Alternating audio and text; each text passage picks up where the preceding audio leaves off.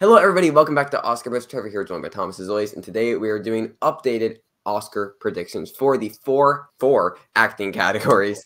And we're just gonna get into it. We already did Best Picture. You already know our thoughts on that. If you haven't, you can go watch that video right now. I'll put a little thing at the screen. But let's get into acting right before fall festivals. Obviously, a lot of this can change. Let's look at those lineups though. All right. So looking at actress, we have Carey Mulligan #1.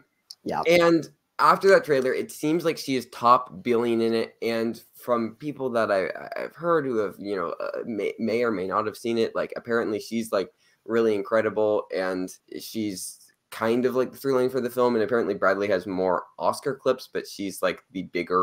I don't know. I think she can win. I also think she can win. I mean, we've been talking about the winner in this category. Last time we said that Past Life potential Best Picture win would come along with Greta Lee. I think there are 4 potential winners that we're looking at currently. Yeah. And it is important to note that Carey Mulligan is the only big name of those 3 in America, at least, which will help. The other 4 being Fantasia Barrino, Sandra Hüller, and Greta Lee. And Carey Mulligan is the biggest name. Plus, the makeup win as well.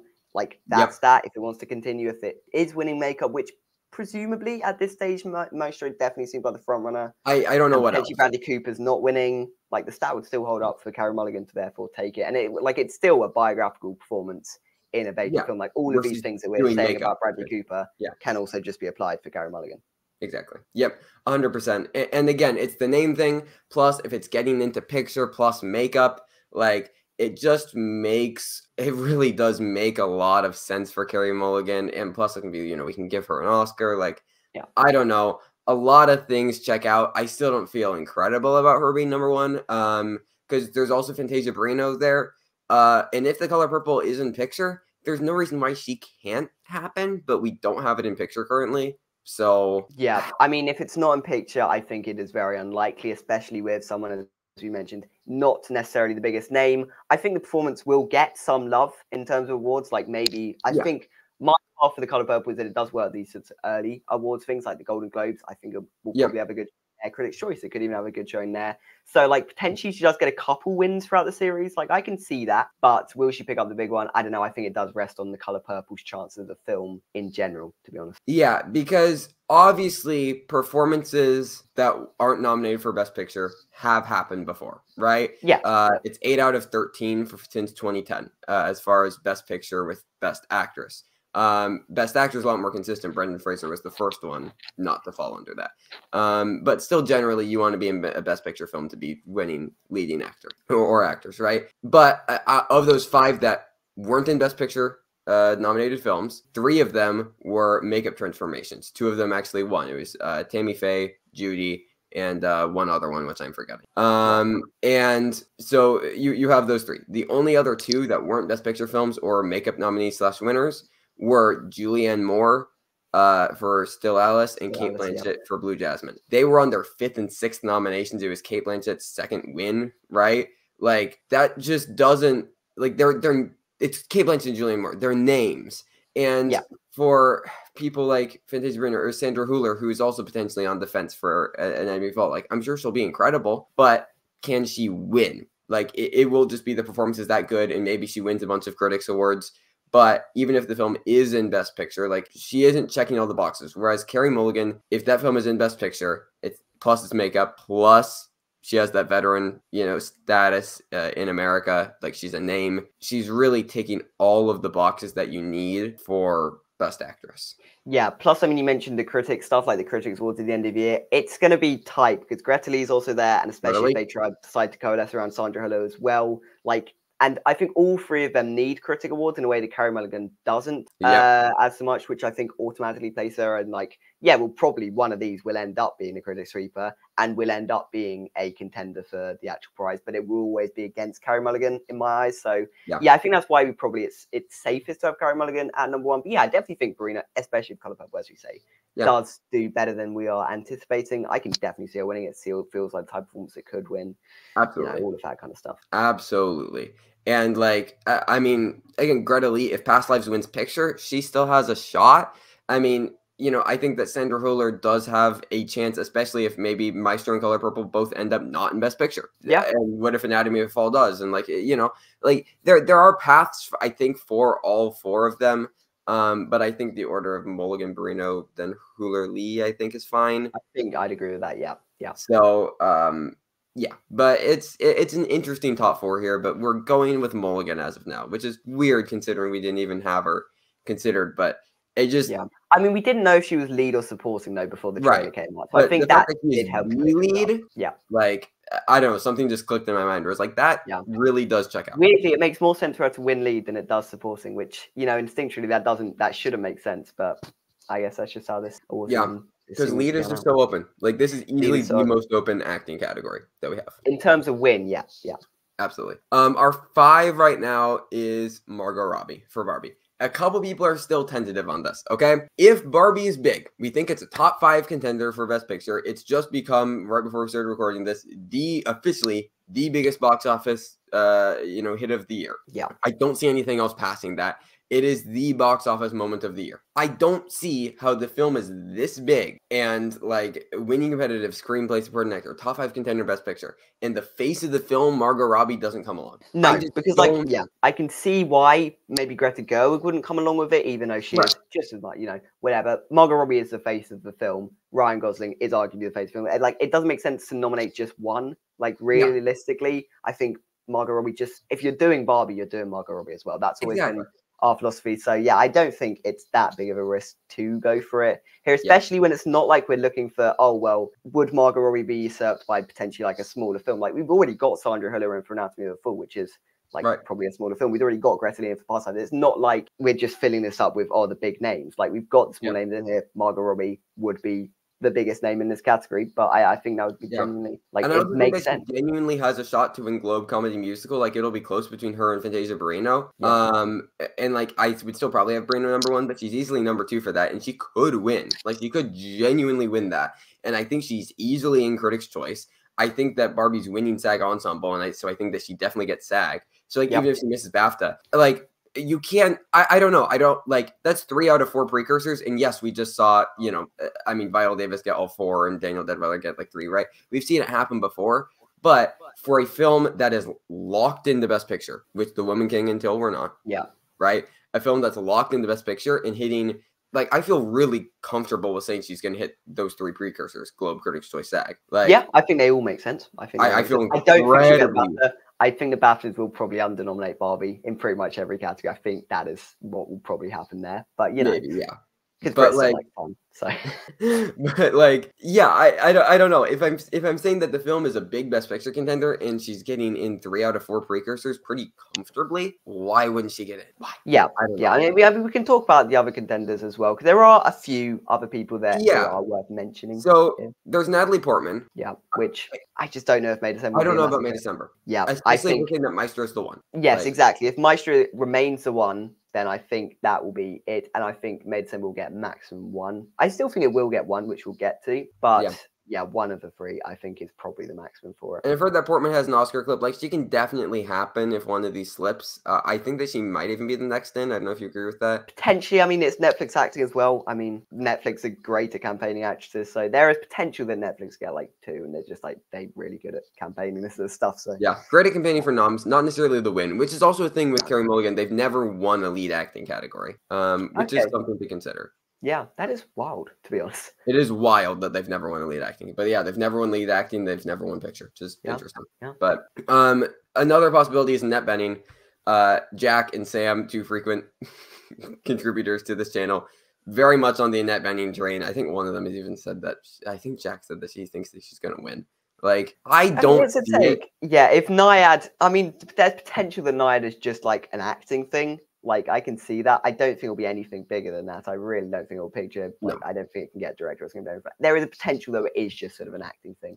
And we'll see. Having said that, right before TIFF, I don't think it'll be the win. Like, if it comes out at TIFF and it like wins People's Choice or something like that, sure, I guess. But yeah, and I mean, it's also the Netflix argument as well. Like, can just also apply to Annette Bening here. So yeah, I mean, and she could have a narrative. Like, I don't think the narrative of like she's overdue will contribute to a win, but maybe it's enough narrative to like get her the nomination. Like, yeah. So like, I mean, she's there. Like we have her in like that 7 position, I think, right? Like, yeah. But I don't necessarily. I don't know. Another one to touch on is Emma Stone, and like this is one where like if Poor Things is in picture, then she can come along, but I don't think that she has to, which is the concern. Like Poor Things can eat. Like I don't think that she gets in without Poor Things in picture. And Poor Things can happen in picture and be like a Nightmare Alley and still happen without her. So yeah, I mean the thing with Poor Things is it can happen with just text, like theoretically speaking. It can be a Nightmare Alley. I think it goes text and then screenplay could happen on top of that, and then Emma Stone if it goes really big. But that's like it's a tail end priority. I even think one of the supporting actors. She isn't essential, which is the problem. Yeah, she doesn't feel essential. Especially if the performances, as we've heard things about, it might be quite weird, it might be quite offbeat, as tends to be in a lot of Yorgos Lanthimos' films. So, like, yeah, I don't know. We've already got Margot Robbie there as a sort of campier, more out there performance in a way. So, yeah, I don't know if they'd be going for 2 performances like that. Yeah, I agree. Anything else you want to throw out here? Like, I think there's Kate Winslet and Lee, which I think is maybe I've never. Yeah, it's just sort of a performance that I feel will just come and go, really. Yeah. What else? Like Tiana Taylor, 1001, if a grassroots campaign happens, I guess. Yeah. I don't know. Again, this is the thing. Like, we're not feeling confident about a win. We've got like 4 noms, but that like there's not many contenders that we're looking at here, especially with people like Jessica Lange now off. Yeah, that movie's basically just confirmed for next year at this point. So like, I think that's probably our 10. I mean, there's Ingenue Ellis and Origin, the new Ava DuVernay thing. So like maybe could be interesting. But like, it really does. I don't know. Like, I only really feel strongly about the top 8, and 9 and 10 are just kind of, I guess. Yeah. So I know it's an interesting one, but it genuinely feels open for a win. Like I could see a world where Annette Bening does end up winning. Like that could happen. I really don't think it will, but it can. I think that would require Nia to be bigger. So agree. But like this category feels very open. It feels very, very open. But weirdly, there's not a lot of depth to it. So that is where we're at with actress. Let's move on to actor. So here we got Cillian number 1. Now, Thomas, I know you personally have Paul Giamatti because you have Holdover in picture. If I'm going with a worldview, the Holdovers could potentially win Best Picture, which I do think. Oppenheimer is a safer choice. I think Cillian Murphy is a safer choice. I even think Cillian Murphy over Bradley Cooper, which I know will be a lot of people's like 1 and 2 will be those 2. I do think Cillian Murphy stands more of a chance. So, like, he is again the face of a film that will probably be a Best Picture win contender. Whereas I don't think Maestro, no matter how good it is, not no matter how good it is, I don't think it will be good enough to be a Best Picture contender.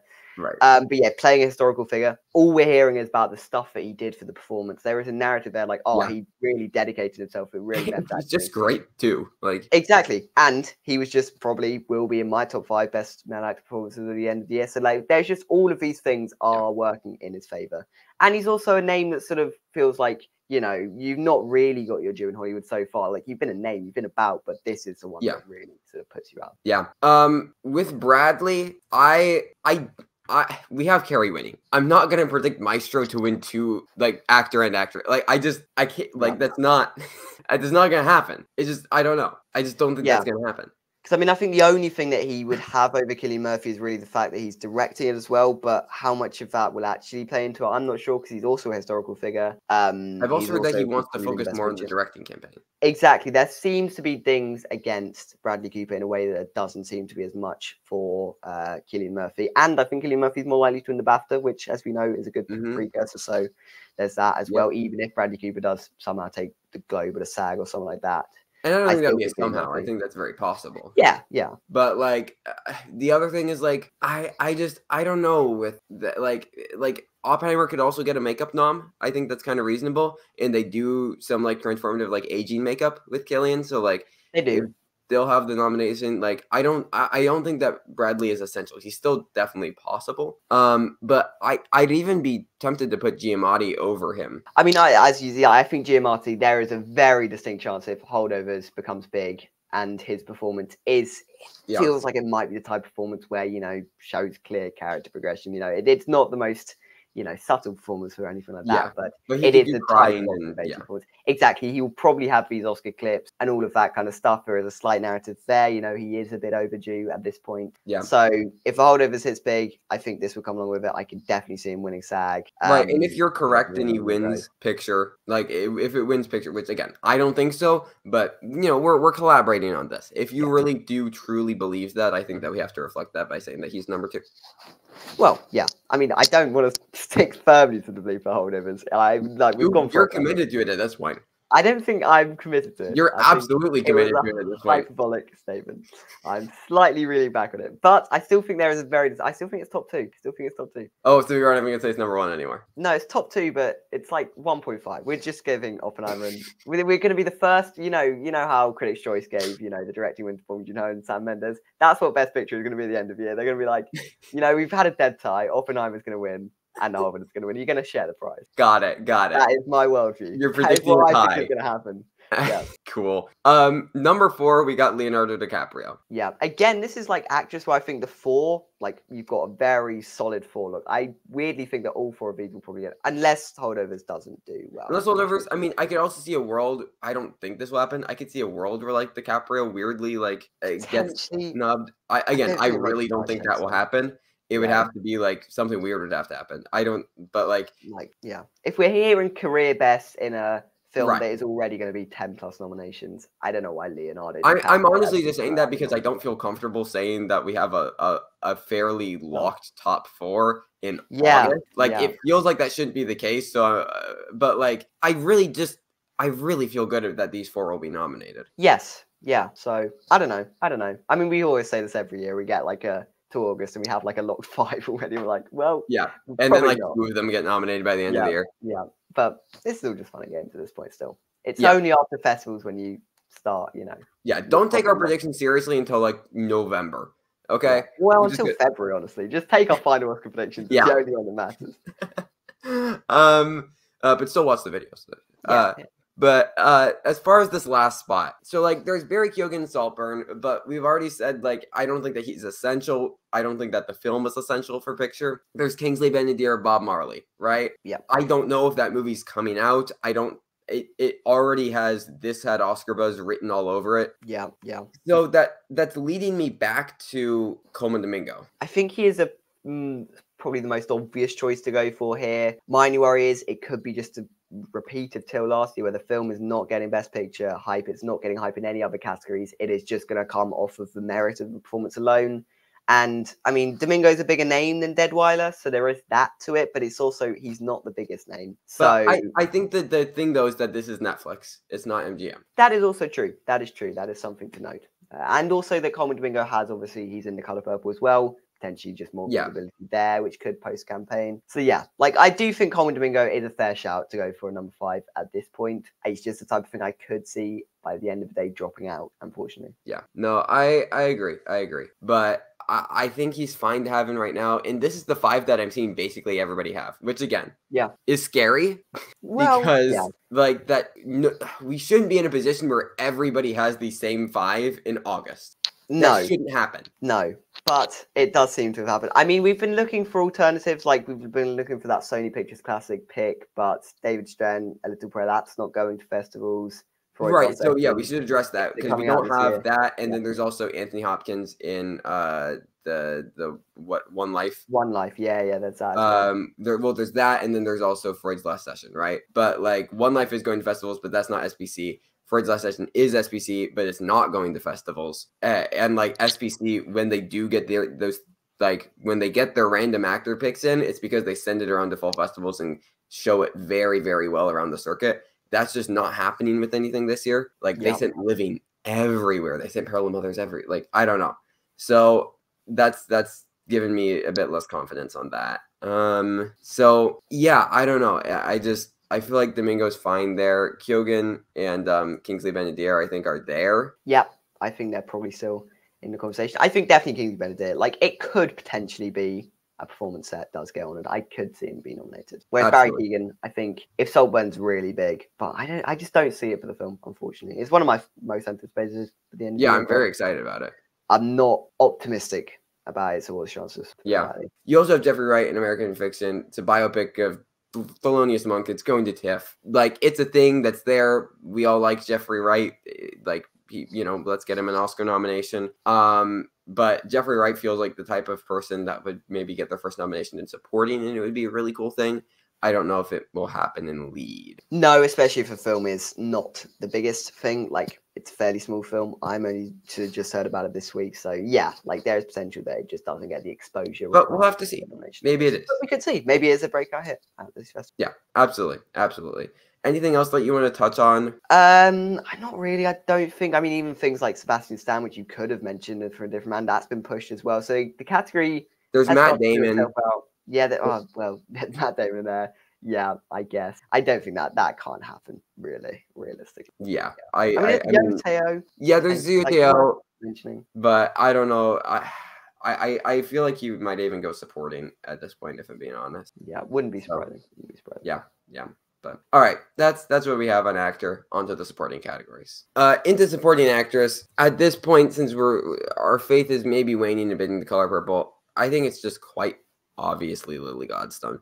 I think that this is the most locked of the 4 acting categories for a win. Weirdly, yeah, this is the only one that we're sort of fairly confident we're in for. The other nominations, though, I think are pretty up in the air. Like, it's weirdly reverse of what we're talking about. Right, where we feel good about a winner, but nothing else. Like, even though I can definitely see Killer of the Flower Moon being that film that gets 11, 12 nominations and doesn't go home with any wins, Lily Gladstone feels like a winner. It feels like the type of thing that would win. The only negative that I've heard, it's a bit restrained. I've heard she's a bit overshadowed by Leonardo DiCaprio. I don't know. We'll have to see the film.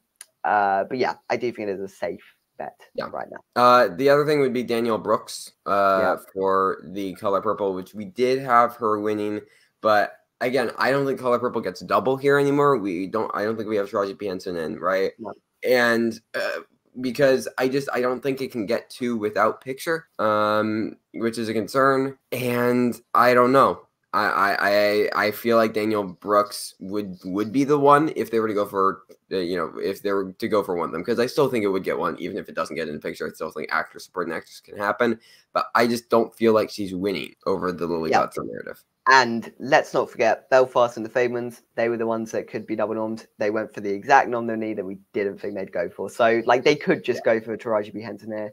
So, yeah, I don't know. It feels a bit risky to predict someone who may not even be nominated by the time for the win. But, yeah, I think Danielle Brooks or someone from The Color Purple could still have a chance. Yeah. But, again, it's the same problem with Fantasia Barrina. Like, I think it would need to come along with a Best Picture nom, which I just don't see it. For sure. Then you got Emily Blunt. And, like, the thing with Emily Blunt, initially after seeing it, I wasn't convinced. But, like, if we have a winning picture and she's got her scene, why not? Yeah. I mean, she's basically in a state of tears for most of the film. So, yeah, there is a chance I think there's a fairly solid chance that she will get this nom. Yeah. And it's a slightly overdue thing as well. There is a bit of that. Yeah. And then there's... Okay, so I feel like if we have holdovers in, we should have Divine Joy Randolph. I agree. I think it's a fairly easy nom to predict for the holdovers. If you are predicting it goes big, I think this would just be something that happens for it. Right. I don't think that I would have that in my personal list, but it's like many noms for holdovers. I don't think I'd have a lot of them in there. But I'm fine with it if we are saying that it's strong to say that she'll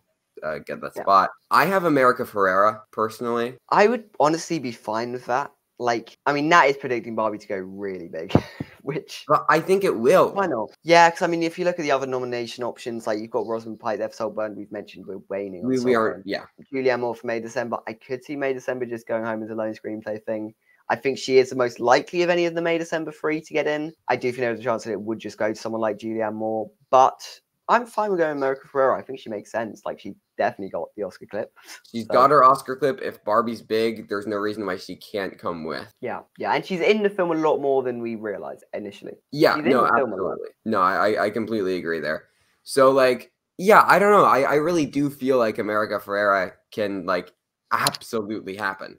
So as we mentioned, like, there's Taraji P. Henson, there's Julianne Moore, there's Rosamund Pike. They're all there. I think Viola Davis is down to 9, honestly. I think she is, but she's still there. She is still there. So yeah, I think she will still remain there until, like, SAG doesn't go for it, in which case we can eventually take her off. the predictions, but just in case they do, and she picks up this end of year resurgence thing, it's like get Air a nomination. Because I could see calls to get Air a nomination. No, I agree, but like I honestly think that like a Barbie and Oppenheimer happening has been great for pushing down Air. It has served as a sort of blockade against it. Because like, and also, sorry, I just want to say, people who are saying like, Barbie and Oppenheimer is going to be hurting Past Lives a bit, and I don't know if that's going to get us nominations. And then if you still have Viola Davis in for Air and you still think that Air is getting it, like, excuse me? Yeah. Like, I don't know. Like, you can't have it both ways. Past Lives, Spider-Verse, a lot more passion than Air. Yeah. So you can't say that Barbie and Oppenheimer is hurting those, but then Air is going to be perfectly fine.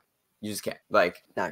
I don't know. I agree. I don't feel very good about as Oscar chances. Although, as we say, if there is calls to get it, a nomination, it would come in the form of Viola Davis, and it's not unimaginable that she gets a SAG nomination and just sort of gets in afterwards. Yeah, sure. Yeah. As far as this like last spot, so people brought up like, I mean, I don't think Ferrari will get anything. We'll touch on it in a bit, but like, there's Adam Driver, there's Penelope Cruz, sure. There's also Jodie Comer for the bike riders. We've kind of fully forgotten about the bike riders. Yeah, I mean, I think everyone seems to have forgotten about it. So yeah, I think it's going to Telluride. So we'll see if it becomes a thing. There's Jodie Foster Naiad, but as you said, we don't think that'll be a thing. Can I throw something out to you? Sure. Rhea Perlman Barbie. No.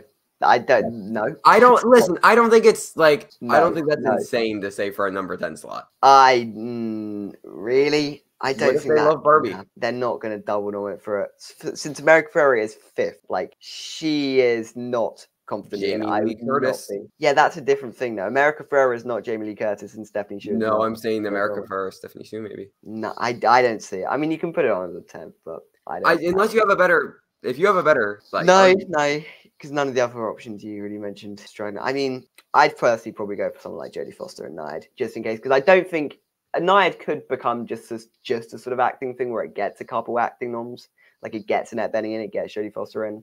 I would say that is more likely than, but I don't know. It's up to you. It's a 10th spot. Jodie Foster if you'd like. I just wanted to shout that out. Yeah. I don't think it's happening, and I think it's a very small chance. But like, what if it like wins Saigon Ensemble, wins WJ? What if like all the branches love it, and Rhea Perlman is this like older, respected actress, and she's not in it that much? But what if she just slots in for a nomination? I don't think that she's gonna win like Jamie Lee Curtis or anything like that. But I'm just saying it isn't impossible that Rhea Perlman just randomly slots in because everybody loves Barbie and everybody's seen Barbie and everybody goes, "Oh, that's Rhea Perlman. We all like Rhea Perlman." Maybe, but I don't think she's numbered. I don't think she's in the top 10. Sure. Top 20. That's fine. That's fine. We can go Jodie Foster. I just wanted to bring that up. Yeah. I don't think it's impossible. No. But she shouldn't be any higher than 10 at most. Yeah. So yeah. All right. That is our thoughts on supporting actress, though. Very fascinating category. Let's move on to supporting actor. So here is where we are going for Barbie. Gosling. Come on. Ryan Gosling. When he wins, which he will, probably. Listen, it is a tight race between him and Robert Downey Jr. already. Yes. Yeah. Plus, with a little bit of Robert De Niro to throw in the mix as well, when that is premiered more wide, like I'm sure there will be a narrative around Robert De Niro that springs up. But yes, it will be a close race. It is RRR. Ryan, Robert, and Robert. Yep. And like, I feel like anyone's guesses is like, there's reasons Robert Downey Jr. would win. There's reasons Ryan Gosling would win. There's reasons Robert De Niro would win. There's reasons for all of them.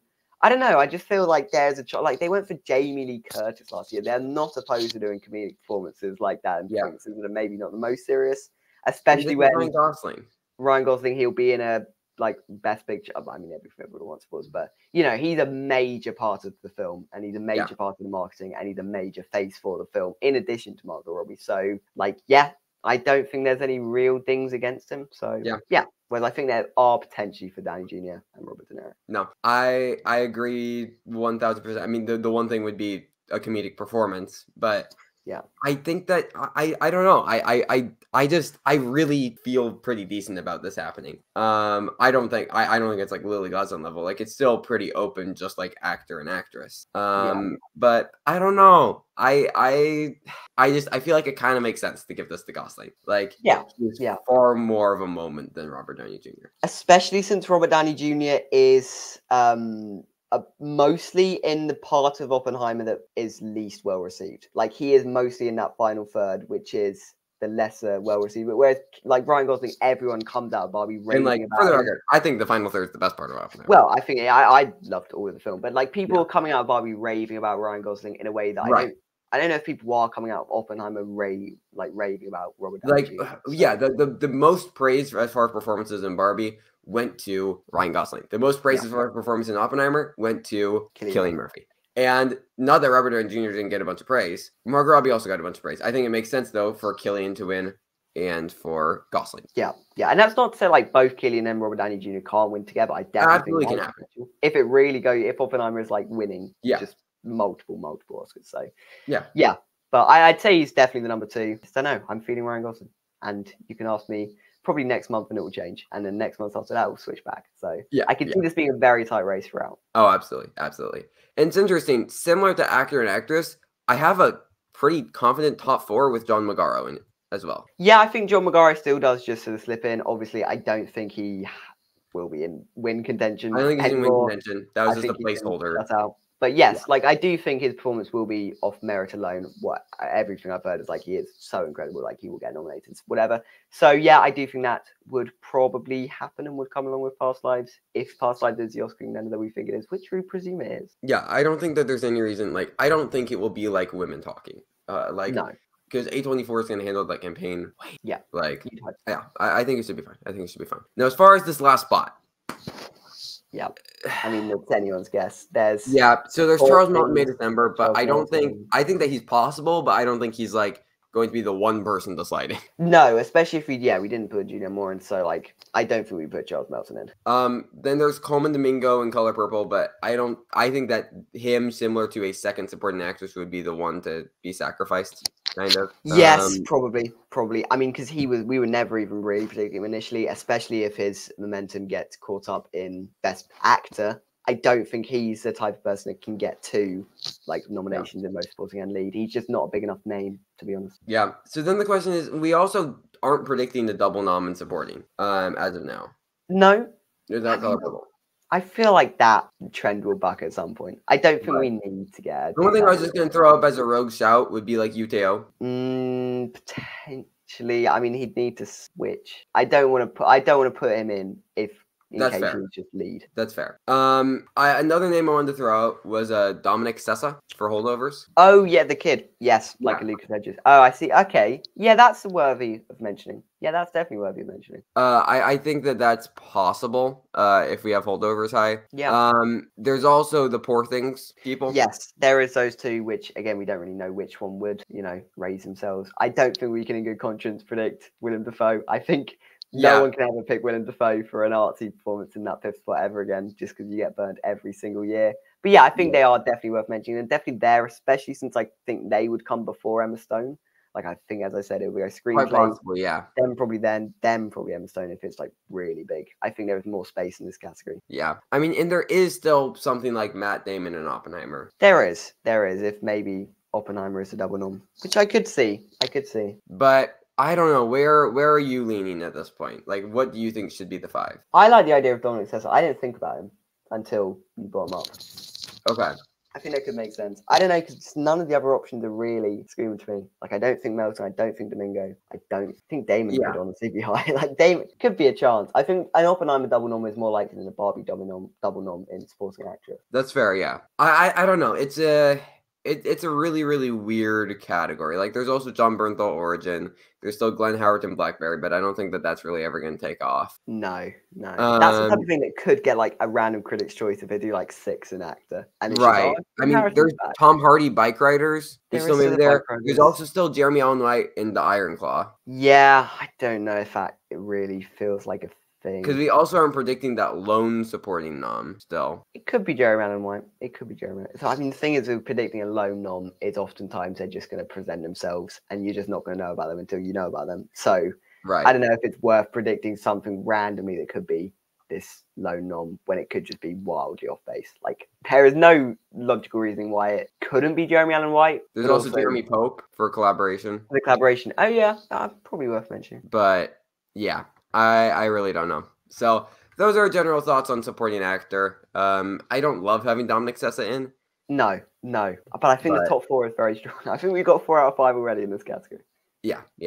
So we should be good. We should be good. But those are our thoughts on the 4 acting categories. We'll be coming back soon with a video on directing, writing, text. Fairly soon. You'll see that later this week. And then after that, we will be doing predictions for the Fall Festival Awards. So that is TIFF Top 3 in addition to the top 3 at Venice and the 2 acting prizes and directing and writing and all of that fun stuff.